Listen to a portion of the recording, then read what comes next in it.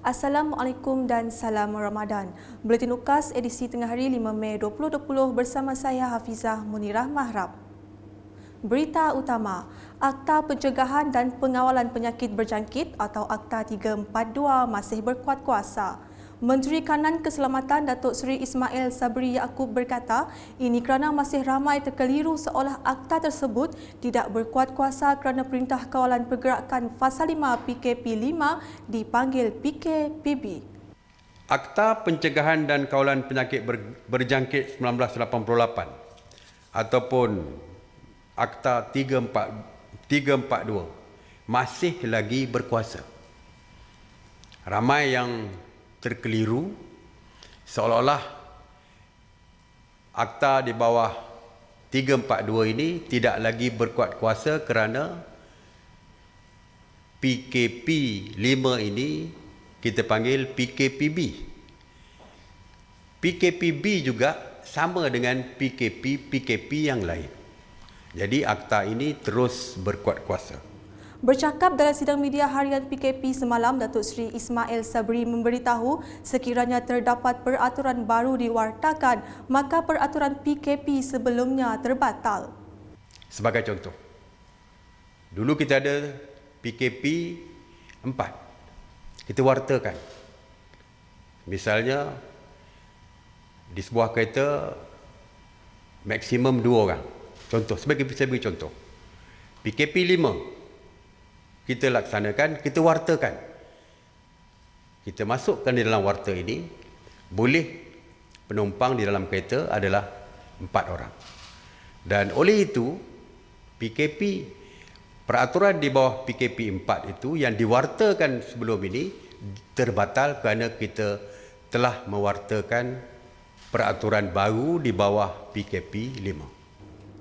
Manakala di Sarawak, kerajaan negeri mengikut keputusan kerajaan persekutuan membenarkan sebuah kenderaan membawa 4 orang penumpang.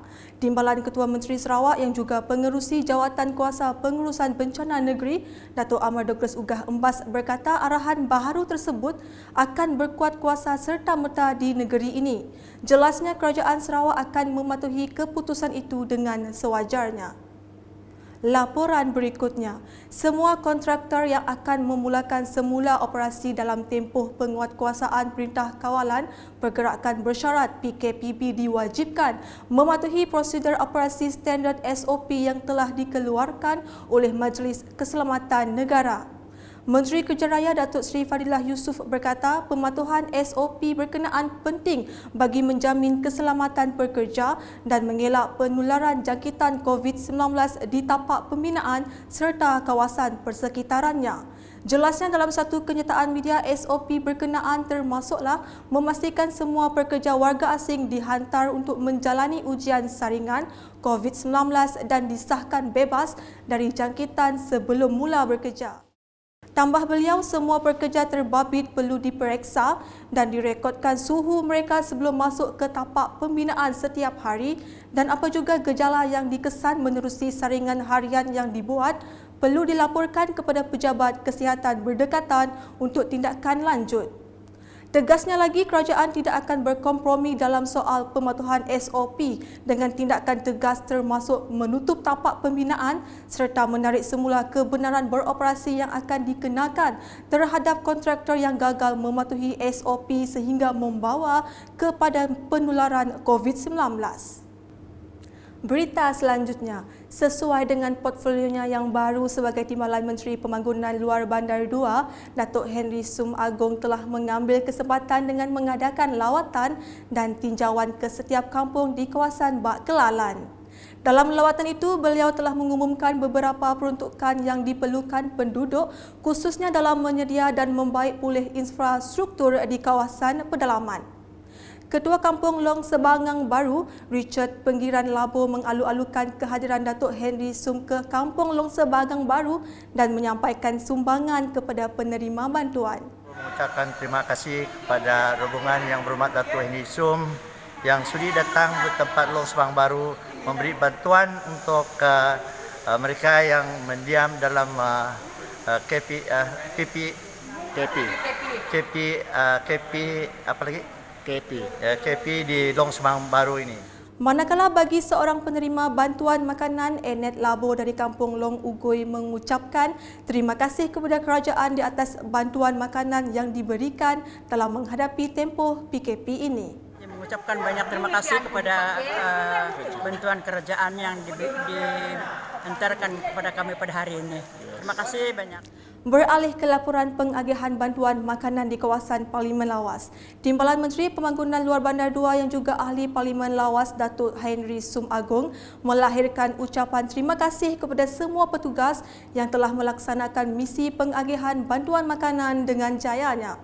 Jelasnya bukan mudah untuk melaksanakan pengagihan bantuan makanan di kawasan daerah Lawas, khususnya di Dun Bak Kelalan dengan keadaan jalan yang sukar dan kedudukan kediaman yang jauh di pedalaman.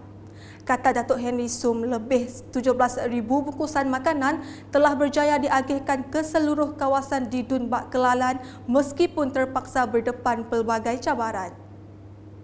Sementara itu di Belaga, Ketua Masyarakat dan Ketua Kaum di daerah berkenaan amat berterima kasih kepada kerajaan negeri kerana menyalurkan bantuan khas Sarawak Kusayang. Bercakap ketika ditemu bual UKAS, mereka amat bersyukur kerana bantuan berkenaan sekurang-kurangnya dapat meringankan beban mereka ketika tempoh PKP. Ketua Masyarakat Kaum Orang Ulu Belaga, Pemancar Una Akah berkata, penduduk kampung setempat menghargai sumbangan daripada kerajaan negeri. Saya selaku penduduk daerah Belaga, sekali lagi ingin mengucapkan jutaan dan ribuan terima kasih kepada kerajaan GPS, iaitu Kerajaan Negeri Sarawak, yang telah membantu rakyat Belaga, lebih-lebih lagi kawasan N65 Belaga dengan bantuan Sarawak Kusayang dan juga bantuan makanan semasa waktu PKP. Begitu juga dengan Ketua Kaum Kampung Belaga Awang Japar Awang Kabar yang turut senada dengan Pemancar Una. Saya ingin mengucapkan berbanyak terima kasih dan tinggi penghargaan kepada Kerajaan Negeri Sarawak kerana telah membantu dalam memberi bantuan seperti Sarawak Kusayang dan juga bantuan bahan-bahan makanan yang telah sampai ke kampung ini. Walaupun kami ini berada jauh, tapi kurang-kurangnya kami juga merasa bantuan makanan semasa keadaan yang amat sukar ini. Sebelum mengakhiri buletin, saksikan perkongsian video mengenai langkah keselamatan dan kebersihan membeli makanan secara atas talian. Ini Rosnah. Rosnah dan keluarganya bertindak bijak untuk kekal berada di rumah bagi memastikan rantaian COVID-19 dapat diputuskan. Ayam percik merupakan menu kegemaran keluarga Rosnah setiap kali Ramadan. Tapi kali ini, dia risau. Rosnah nak pastikan dia tidak terdedah kepada jangkitan COVID-19. Apa yang Rosnah perlu buat? Memesan makanan daripada peniaga yang dipercayai dari segi keselamatan makanan. Hanya perlu memesan makanan dan bayar secara online. Sangat mudah dan selamat. Bila makanan sampai, jarakkan diri 1 meter dari penghantar makanan dan jika bergejala, sentiasalah memakai penutup mulut dan hidung. Mudah kan? Tapi, sebelum makan, Rosnah perlu lihat hidu dan rasa makanan tersebut untuk memastikan ianya masih elok. Jika Rosnah bercadang untuk menyimpan ayam percik tersebut sebagai hidangan sahur, dia perlu asingkan sebahagian ayam tersebut terlebih dahulu ke dalam bekas lain yang bertutup. Bagi memastikan ianya sentiasa dalam keadaan yang baik, ini yang Rosnah perlu lakukan. Simpan makanan di dalam peti sejuk. Bila dah tiba waktu makan, panaskan makanan dengan sempurna sekiranya perlu. Dan sebelum makan, Rosnah perlu lihat hidu dan rasa makanan tersebut untuk memastikan ianya masih elok. Pastikan lebihan makanan tidak disimpan dalam peti sejuk melebihi 3 hari. Bijak sungguh Rosnah. Makanan selamat, keluarga sihat.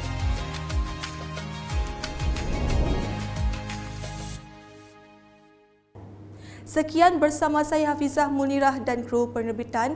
Ikuti berita selanjutnya pada edisi petang. Selamat menjalani ibadah puasa, jaga diri anda dan sentiasa berwaspada.